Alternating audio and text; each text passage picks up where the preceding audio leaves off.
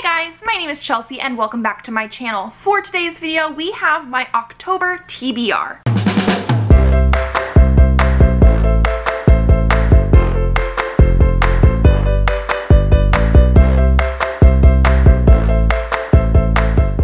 Now this TBR is going to be slightly different than normal. The main reason is I'm near the end of my Shadowhunter September when I'm filming this, and for that I tasked myself with reading all 18 Shadowhunters books in 30 days, and I have been feeling a little bit restrained and constricted and bogged down by that goal. So what I think I'm going to do for October is a possibility pile. I am 100% stealing this idea from Karis from Library of Karis. I will leave her channel and everything linked down below. But in a previous video this year, she basically made a possibility pile for a readathon TBR that she was not going to participate in, but these were the possibilities she would have done, basically. And so I'm taking that idea and giving you the possible books I want to read in October, but I am in no way restrained by these books.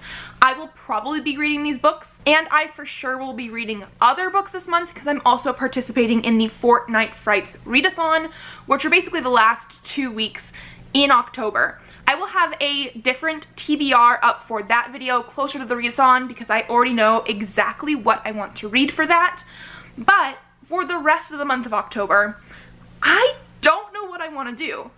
I know I want to read, obviously, but I don't want to be constrained. So I have more books than I could possibly read in the month of October, and I sort of want your opinions on what you think I should prioritize. Now, besides that, I do actually have some books I'm for sure reading in October, and that's actually going to be Paper Girls Volume 3, 4, 5, and 6. I need to read Volume 3 by myself, but otherwise, I'm going to be buddy reading Volume 4, 5, and 6 with Annie Likes to Read and Watch TV. I will leave her channel linked down below as well. We are going to be doing one volume a weekend for the first 3 weekends in October. So Volume 4, Volume 5, Volume 6. I'm very excited for this. I started this series July or August, read the first 2, absolutely loved them. I have so many questions because it has weird sci-fi time travel-y elements, but we do follow Paper Girls from like 1988. I believe they're 12, and yeah, like I said, weird time travel-y elements, and I'm very excited. So out of everything I'm actually showing you guys today, this is the only thing that I for sure am going to be reading in October. Since I just showed you some comic bind-ups, I might as well show you some other ones that I really want to read and might get to this month. So we have Long Lost Volume 1 and Volume 2. These are by Matthew Ehrman and Lisa Sturl. These, I believe, are indie published. I purchased them at a Phoenix Comic Con a couple years ago now, I think it was, and I don't know much about them except for I believe sisters go back to a town to determine what happened to their missing mother, and it is listed as horror spooky stuff on Goodreads, so I think this would be a perfect book to read in October. We also have Locke Key Volume 1 and Volume 2 by Joe Hill and Gabriel Rodriguez. I purchased these a couple months ago because I absolutely loved the Netflix show adaptation, and so I'm very curious about these. I have heard they're a little bit different. The art style doesn't fully feel like something that I would have been drawn to exactly at first. However, I know the show is a little bit gritty and weird, and so I'm actually very excited for it. And then we have a continuation of the Buffy Boom comics. So this is set in the Buffy the Vampire Slayer universe. Sort of. It's a reboot. So basically, it is rebooting all the characters and Sunnydale and this universe as if the characters were set in present day. They have cell phones and all that kind of stuff that they didn't have at the beginning of Buffy. I currently have Volume 2, Volume 3, and Hellmouth, and then Angel Volume 1 and Volume 2, because you sort of need to read these in tandem with the Buffy ones to get to the Hellmouth event. This is a very ambitious set of comic bind-up graphic novel things because I don't know if I'm actually going to get to it this month, but I would really like to because I purchased them recently because I really want to get back into them because the whole reboot thing, the first volume was very intriguing and I need to see where it's gonna go. Speaking of Buffy stuff, we're now getting into the books that I have a possibility of reading in October, and one of them is Slayer by Kirsten White. I've actually never read a Kirsten White, although I think I have like 3 of them on my shelves, but I'm in love with Buffy, and this I know has been hit or miss for some people, but it is sort of a continuation of the world with a girl that becomes a Slayer, I think. I'm actually not entirely sure, but it's a YA book set sort of in the world of Buffy, and I'm very intrigued. Another YA book we have here is The Devouring Gray by Christine Lynn Herman. All I know about this one is that there is some sort of town that has a like forest area around it, and the Devouring Gray is in that area. Is it a monster? Is it not a monster? I don't know, but I love the cover, and I just definitely feel like these vibes would fit the October spooky season. A recent addition is my Owl Crate book from September, which is Horrid by Katrina Leno. Again, I don't know much about this book. There's a possibility that there's ghosts, there's a possibility that it's just some sort of like psychological sort of thing going on, thriller, horror, who knows. But again, look at this cover and tell me it does not scream October to you, and it is a very new acquisition for me, so I'm very curious about it. I also have The Merciless book 3. Is this gonna balance out the white balance maybe? And book 4 by Danielle Vega. I've read book 1 and book 2. I actually have them right up here. Book 1 is like a hot pink and book 2 is gold, and I just haven't read more, even though I do own them. I remember book 1 especially being super, super creepy. Like, it's definitely YA horror, but it is horror, and I liked it a lot. So yeah, I should probably pick these up soon. This is one of the only series type of books I have in this possibility pile because I don't really want to start new series or have to reread old books. However, book 1 and 2 of this series went by really, really quickly, and so if I do decide I want to like marathon them or something, I have all 4 of them. Then we also have Sawkill Girls by Claire Legrand. I don't know much about this. I don't remember much anymore. I do believe it's LGBTQ, and people say it's creepy. I have no idea. But I mean, again, yes, creepy cover, and I just really want to see what this is all about. The last young adult stuff that we have here are going to be the Final Friends books by Christopher Pike. So we have Final Friends book 1, The Party, book 2, The Dance, and book 3, The Graduation. I have read books 1 and 2 previously. Don't remember much about them, but I really want to get to book 3. I think it took me a while to find book 3 because these are out of print.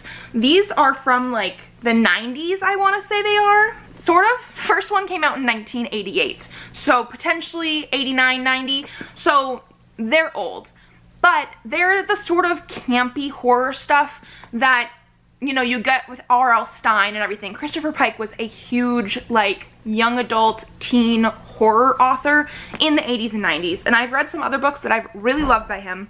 I've also read some books that I haven't really loved. It just depends on, like, the actual content, and I remember really liking the first 2, but again, I never finished the series, and these are quick to get through. They're mass market, teen books. It's not that crazy, and I think I might want to read them. Moving into our adult books, I have Vicious by V.E. Schwab. It seems like a lot of people have been reading this one lately, and I'm very, very curious to see what all the hype is about. I did read A Darker Shade of Magic by V.E. Schwab earlier this year, the whole series. Absolutely loved it, so I loved the writing style and everything like that. And I know this one is different. This one has like anti-heroes and people that are very morally gray, maybe not even gray, maybe going into morally black. And I've just heard really good things, and it seems perfect for October. We also have The Cabin at the End of the World by Paul Tremblay. This is the UK edition that I actually purchased a couple years ago and just have not read yet, but I'm very intrigued. This is supposed to be some sort of family goes to a cabin. It's like, I think, 2 dads and a daughter, and then people come to the cabin and tell them they are the only people that can save the world from an apocalypse, potentially. I don't know what else, but I've heard really, really good things about this. And then we have It Devours by Joseph Fink and Jeffrey Craner. This is the second book in the Welcome to Night Vale book series.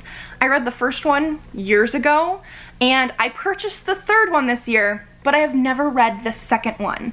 I do believe all of them are basically standalones in the same universe, so I don't have to read the first one to read this one. They're not following the exact same characters, and I love the podcast, so it definitely seems like something I want to do. It has very gorgeous edges too, and they always have weird sort of creepy end papers, so this is a good possibility for a slightly weird, humorous creepy book. We also have Something from the Nightside by Simon R. Green. This is a book I picked up secondhand a few years ago. I don't remember much about it, but Jim Butcher blurbed it, so I obviously want to read it. So apparently this follows a detective that was born with a gift because he's a child of the Nightside, and the Nightside is an area in London that is like part of hell. I don't know, but it definitely seems like it would fit, you know, these spooky vibes, so I might have to pick it up. Then we have Deadly Curiosities by Gail Z. Martin. Again, this is another one that I don't know too much about. It's the first in the series, I believe it is, and I mean, come on. Some family heirlooms are to die for. I don't remember much about this, but it does look like our main character of Cassidy has like a psychic gift where she can touch an object and know its history. There's also a vampire, and I'm very curious about it. And then finally, I know I said I wasn't pulling out too many series that I wanted to read and get to further books in the series, and I don't think that would actually happen with this book this month, because I've read this whole series, and I've read most of the spin-offs. However, I haven't read all of them, and it is a good possibility of me starting this series again to eventually get to those other books I have not read. It does not mean I'm going to read them all this month though, which is why I'm only showing you the first one, which is Halfway to the Grave by Janine Frost. This is the first book in the Night Huntress series. Like I said, I've finished all of the Night Huntress books. I've read 3 out of 4 of the Night Prince books, and there is another series, Night Rebel, very potentially, that I have not read any of them yet, but there are 2 out. I own them all because I absolutely love this series. It is a paranormal romance series that is like vampires and vampire hunters. It reminds me a lot of Buffy the Vampire Slayer, except for our main character of Kat is half vampire and a vampire hunter. There is a love interest in here who is very, very similar to Spike. His name is Bones. He bleaches his hair. He wears those like leather jacket sort of stuff. The first book, I believe, feels the most Buffy-like, and then the characters definitely have a life of their own. They're not caricatures or rip-offs of the Buffy characters, but it definitely gives me those vibes, especially at the beginning of the series, and then it grows and grows and grows more. And I haven't read them in years, so I sort of want to reread them so I can continue with the other books I have not read. Again, I probably wouldn't read all of them this month, but with the fact that I'm trying to be nicer with myself and not keep to a very, very strict TBR, who knows what's gonna happen? Okay, so that is everything in my possibility pile. Again, I am not reading all of these books in the month of October. I am also not showing you everything I actually am reading in the month of October. I will be talking about my Fortnite Frights readathon TBR closer to the readathon. That one starts on the 18th of October, so I'll probably have my TBR up about a week beforehand. I already know what I'm going to be reading for that, and it was not anything I talked about today.